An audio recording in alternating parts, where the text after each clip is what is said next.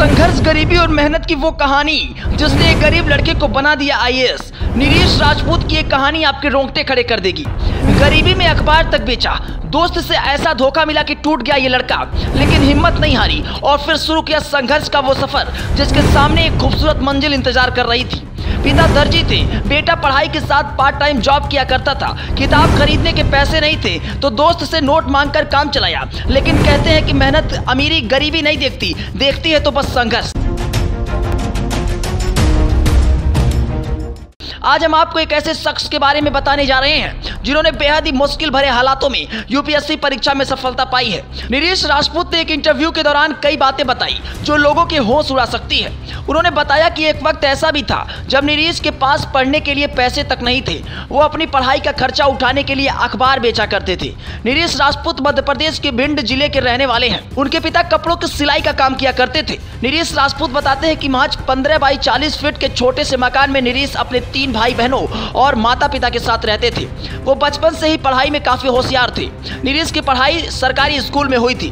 नीरीश राजपूत के बारे में बताया जाता है कि वो बचपन से ही पढ़ाई में काफी अच्छे थे, लेकिन उनके घर की आर्थिक स्थिति अच्छी नहीं थी कि वो अच्छे स्कूल में शिक्षा ले सके। इसलिए उनकी अपनी पढ़ाई के दौरान कई बार फीस भरने की संकट से भी जूझना पड़ा। नीरीश राजपूत बताते हैं कि इसलिए पढ़ाई का खर्चा उठाने के लिए नीरीश ने अखबार बांटने का काम शुरू किया। वो पिता के साथ सिलाई के काम पर भी हाथ बटाते।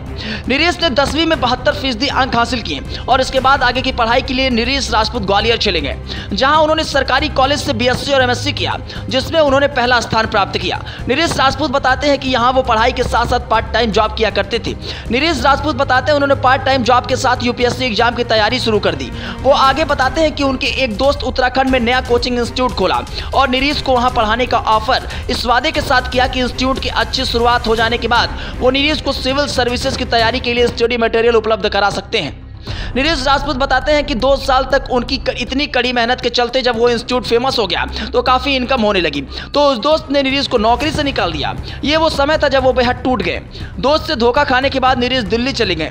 दिल्ली में उनका एक दोस्त बना जो खुद भी आईएएस की तैयारी कर रहा था। नीरीश राजपूत बताते हैं कि वो उनके साथ रहकर पढ़ाई करने लगी। वो दिन भर लगभग 18 घंटे पढ़ाई किया करते थे। जॉब छूटने के बाद उनके पास पैसे नहीं थे, इसलिए वो दोस्त से नोट्स उधार मांगकर पढ़ाई किया करते थे। नीरीश ने इंटरव्यू में बताया कि मैंने किसी कोचिंग इंस्टीट्यूट का सहारा नहीं लिया, बल्कि दोस्त के ही नोट्स और किताबों की तैयारी जारी रखी। उधार किताबें लेकर पढ़ता रहा और आखिरकार मेहनत रंग लाई और नीरीश ने यूपीएससी सिविल सेवा परीक्षा 2013 में 317वें रैंक के साथ आज आईएएस अफसर के पद पर तैनात हैं और देश को अपनी सेवा दे रहे हैं। वैसे ये संघर्ष की कहानी आपको कैसी लगी? अपनी प्रतिक्रिया जरूर दें। बने रहें जेटी न्यूज के साथ। लेकिन अगर ये खबर आप यूट्यूब पर देख रहे हैं तो चैनल को सब्सक्राइब करना ना भूलें, फेसबुक पर देख रहे हैं तो पेज को फॉलो करना ना भूलें।